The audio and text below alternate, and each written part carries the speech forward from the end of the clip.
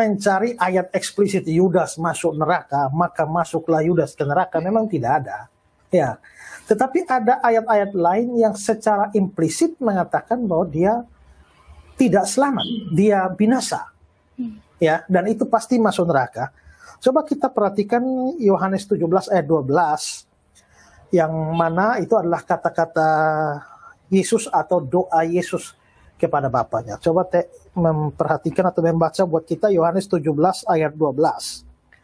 Selama aku bersama mereka, aku memelihara mereka dalam namamu, yaitu namamu yang telah engkau berikan kepadaku. Aku telah menjaga mereka dan tidak ada seorang pun dari mereka yang binasa selain daripada dia yang telah ditentukan untuk binasa, supaya genaplah yang tertulis dalam kitab suci. Iya, ini kan doa Yesus kepada Bapa terkait dengan murid-muridnya, dan dia bilang tidak ada seorang pun daripada mereka yang binasa selain daripada dia yang ditentukan untuk binasa. Jadi ini berarti bahwa kalau yang ditentukan untuk binasa itu adalah Yudas Iskariot, apa artinya binasa? Ya binasa artinya ya masuk neraka lah.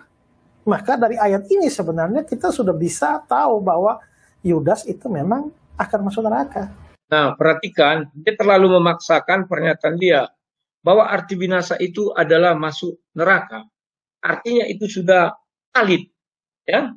Nah, inilah kalau saya bilang tidak ada yang menjawab, maka dia mengatakan itu sudah valid. Nah, kita saksikan lagi apa yang dia lakukan berikutnya. Kalian akan melihat satu yang tapi Kak, menurut sang debaters ini binasa sama dengan hanya menunjukkan bahwa Yudas mati. Ya binasa memang punya banyak arti, tapi kan binasa itu kan kita mesti lihat dari pengertian kitab suci.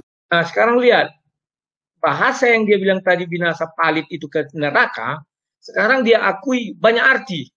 Artinya, apa yang diucapkan ini adalah berusaha asumsi, di mana dia hanya berasumsi bahwa untuk meluluskan pemikiran dia, Yudas masuk ke neraka. Kan demikian. Di awal dia bilang palit, begitu adik-adik yang dua ini mengatakan, tapi Kak, kata dia gitu kan, langsung dia bilang, oh ya banyak arti katanya. Artinya tidak palit lagi kan, dicabut pernyataan itu. Oke, kita lihat sekarang apa lagi yang dibilang Ezra Soroya. Pada waktu kitab suci mengatakan binasa, kadang-kadang itu bisa berarti mati. Tapi kadang-kadang itu bisa berarti lebih dari sekedar mati. Nah, kalimat kadang-kadang, kiding-kiding, kidung-kidung. Ini yang paling saya benci ya. Kadang-kadang lebih bagus dia mengatakan dari awal tidak valid, ya kan? Dia sudah memastikan bahwa itu ke neraka. Ternyata sekarang dia ubah lagi jadi kadang-kadang kiding-kiding. Kiding-kiding kadang-kadangnya. Ini kalau di tempat saya kadang-kadang kiding-kiding ini orang bicara dia aja itu. Apalah kok ini kadang-kadang kiding-kiding kayak kuding-kuding kok lihat. Ya, saudara-saudara, terus terang saya agak lucu mendengar penjelasan dari sang debaters ini. Menurut saya dia tidak sanggup atau tidak bisa memahami apa yang sedang saya jelaskan pada bagian itu. Saya kan sedang membahas makna kata binasa yang ada di dalam teks Yohanes 17 ayat 12. Dan saya tidak ragu mengatakan bahwa kata binasa di dalam Yohanes 17 ayat 12 itu artinya adalah masuk neraka, kontras dengan hidup yang kekal. Karena Yohanes 3 ayat 16 bilang, setiap orang yang percaya kepadanya tidak binasa, melainkan beroleh hidup yang kekal. Yang tidak binasa beroleh hidup yang kekal, berarti yang binasa itu adalah tidak memperoleh hidup yang kekal. Atau yang tidak memperoleh hidup yang kekal itu binasa. Tidak memperoleh hidup yang kekal, kalau itu makna dari kata binasa, berarti binasa itu artinya masuk neraka. Nah, saya sedang mengartikan makna kata binasa itu sesuai dengan yang tercatat di dalam Yohanes 17 ayat yang ke-12. Jadi saya tidak sedang mengatakan bahwa semua kata binasa di dalam Alkitab itu artinya masuk neraka. Tidak. Saya lagi bicara satu ayat itu, bukan semua kata binasa di dalam Alkitab. Karena itu kalau dipertanyakan seperti yang ditanyakan oleh dua gadis cantik itu, bahwa menurut sang debaters kata binasa itu berarti mati, maka saya lalu mulai memberikan penjelasan bahwa memang kalau dilihat kata binasa penggunaannya di dalam Alkitab, maka maknanya bisa banyak, ya. Bisa juga bermakna mati, putus napas, seperti yang sang debaters bilang. Tetapi saya waktu menjelaskan itu tidak berarti bahwa saya sedang menarik kesimpulan saya tentang makna kata binasa dari Yohanes 17 ayat 12. Di bagian lain, binasa bisa berarti mati. Tapi khusus Yohanes 17 ayat 12, binasa tidak bisa diartikan sebagai sekedar mati. Kenapa? Saya kan sudah jelaskan bahwa ayat itu kan mengatakan bahwa tidak seorang pun binasa selain dia yang ditentukan untuk binasa. Kalau binasa itu artinya mati, maka semuanya akan binasa. Kan tidak ada seorang pun yang binasa selain dia yang ditentukan untuk binasa. Berarti hanya satu orang yang ditentukan binasa. Kalau binasa artinya mati, berarti hanya satu orang yang mati. Sedangkan yang lain tidak akan mati. Kalau itu arti mati, maka semua yang ada di situ mati semua, termasuk kita semua. Berarti kita semua binasa. Kan tidak. Karena itulah maka Yohanes 17 ayat 12, binasa di situ berarti masuk neraka. Tapi makna dari kata binasa itu kalau digunakan di dalam teks yang lain bisa artinya lain. Karena itu pada waktu saya mengungkapkan medan makna dari kata binasa itu secara meluas di Alkitab, tidak berarti saya sedang menarik kesimpulan saya tentang makna kata binasa dalam Yohanes 17 ayat 12. Nah, kelihatannya itu tidak dipahami oleh sang debaters ini, sehingga begitu saya menjelaskan medan maknanya, dianggap saya menarik kembali apa yang sudah saya katakan. Ya, nah itu saya kira sebuah pemahaman yang tidak tajam terhadap apa yang saya katakan. Lalu saya juga lucu ketika dia bilang dia benci kata kadang-kadang, ya, lalu dia tambahin kiding-kiding, kudung-kudung. Kenapa harus benci dengan kata itu? Karena apa? Kalau satu kata tidak selalu digunakan dalam pengertian yang sama, atau sesuatu hal tidak dilakukan terus-menerus, bukankah itu artinya kadang-kadang? Misalnya, Yesus bikin mujizat. Apakah Yesus selalu bikin mujizat? Di mana saja dia bikin mujizat? Apakah dia selalu menyembuhkan orang? Ternyata kalau kita baca di Alkitab, tidak. Dia pada kesempatan tertentu menyembuhkan semua orang. Pada kesempatan tertentu hanya menyembuhkan beberapa orang. Pada kesempatan yang lain bahkan tidak menyembuhkan seorang pun. Maka pada waktu kita membicarakan tindakan mujizat atau penyembuhan terhadap orang sakit yang dilakukan oleh Yesus, bukankah kita akhirnya harus berkesimpulan bahwa Yesus kadang-kadang melakukan mujizat, Yesus kadang-kadang menyembuhkan, kadang-kadang tidak menyembuhkan? Apakah itu menjadi sesuatu yang harus dibenci? Atau lebih spesifik, makna kata.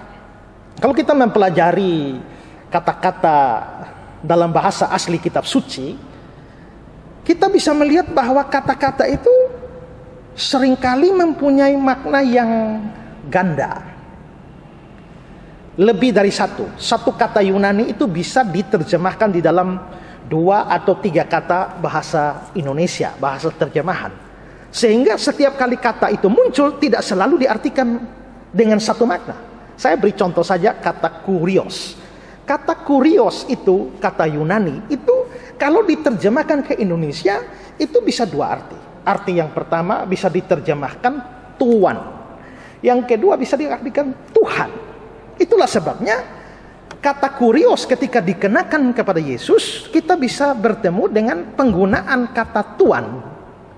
Misalnya di Matius pasal 8 itu ketika orang kusta ketemu Yesus, dia bilang, Tuhan dapat mentahirkan aku, bukan Tuhan. Kata Yunaninya kurios. Tapi kita juga melihat penggunaan kata kurios untuk Yesus itu di bagian yang lain itu diterjemahkan Tuhan karena konteksnya memang harus Tuhan. Misalnya dalam Filipi pasal 2 itu, ya, bahwa setiap lidah akan mengaku, ya, setiap lutut akan bertelut bahwa Yesus Kristus adalah kurios, Yesus Kristus adalah Tuhan.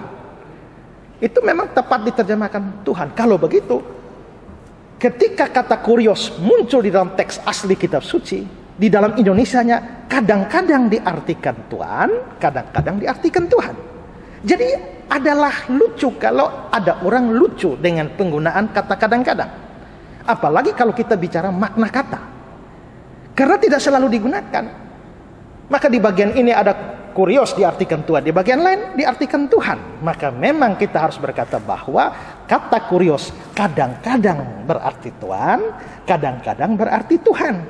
Sama juga kata binasa. Kata binasa kadang-kadang diartikan sekedar mati. Kata binasa juga kadang-kadang diartikan itu kontras dengan hidup kekal, yaitu binasa di dalam neraka. Maksudnya itu medan makna. Tidak selalu digunakan dalam arti yang sama.